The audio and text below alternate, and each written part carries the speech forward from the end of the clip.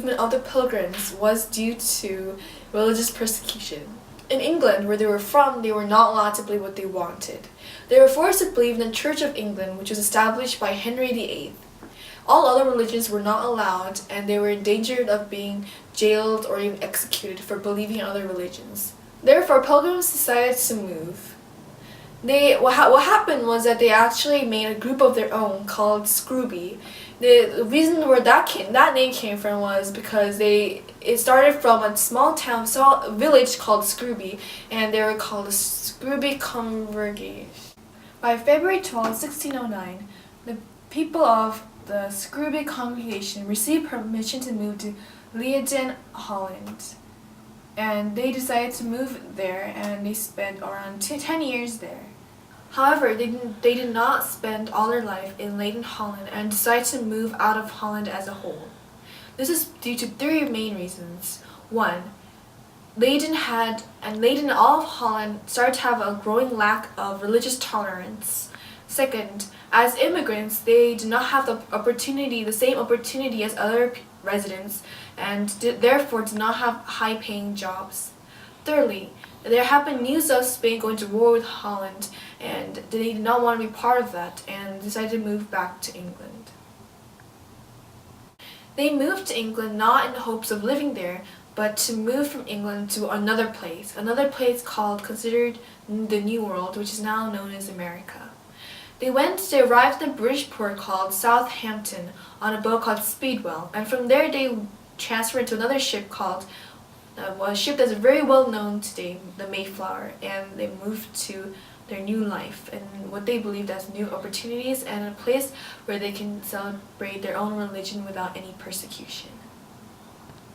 By the end of 1607, people in Amsterdam were faced with religious toleration. This meant that everyone could obey whichever religion they wished to. Therefore, Pilgrims chose Amsterdam, Holland as a place that they would move to and move away from England into Holland. However, they faced many difficulties along the road, and they were even jailed at one time. And they also had to arrive separately, and women, children, and the men had to come separately. However, by the end of 1608, they were all united in Amsterdam. When the Pilgrims moved into America, the Plymouth colony, they initially had a lot of trouble. They did not know how to cope with the harsh winters or didn't know which crops to grow.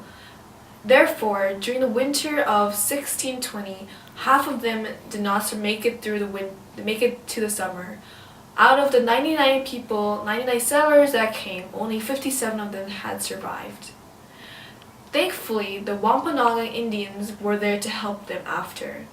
Squanto, who was an English-speaking Native American, helped translate and assist them.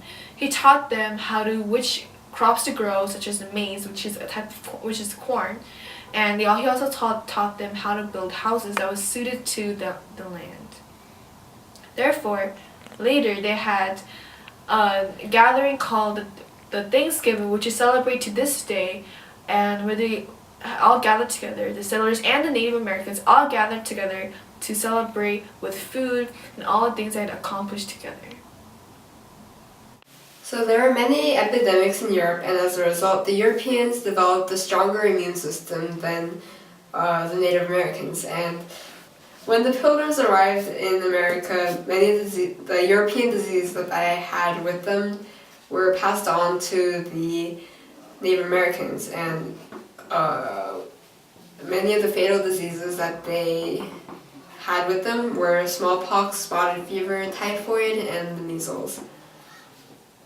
And one of the Pilgrim leaders, named Malcolmus the Elder, actually gave thanks to God for destroying the heathen savages to make way for the better growth. And in this case, as the better growth, he meant the Europeans, or more specifically, the Pilgrims.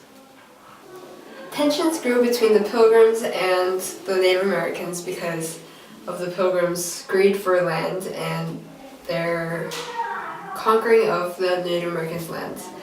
And eventually, in 1675, a war broke out between the colonists and the Native Americans called the King Philip's War. And during this war, the English colonists basically had an upper hand due to their superior military powers and their resources. England also continuously gave their support for the English colonists, which eventually led to the English colonists' victory, and the Native Americans became a minority in their own land. When you think of a few key ideas about today's United States of America, what do you think of? You think of the political side, yes, more specifically, self-government. But what encouraged such self-government from the start? Well then, let's go back to the beginning. The Pilgrims, the Puritans, and other settlers wanted a long-term commitment that would help mold their society. That commitment was the Mayflower Compact. The Compact was the first document of governance of the United States of America. The Compact encouraged people's core values, rights, and the political aspects. This is how self-government was encouraged. And the Compact started to become a major, influential document. The core values that the Compact emphasized later on influenced a vital document of the United States that gives the basic rights for the citizens today, which is the Bill of Rights. Overall, the Mayflower Compact was definitely a necessity for the development of what we call today's United States of America. It was a major influence throughout the political values and the Pilgrims' commitment for their unification. The movement of the Pilgrims left many impacts that last to this day. The lives of Native Americans were affected both positively and negatively, and the lives of settlers themselves changed in many unexpected ways. Also, politics of the time was heavily affected by this movement and led to many things that are seen to this day.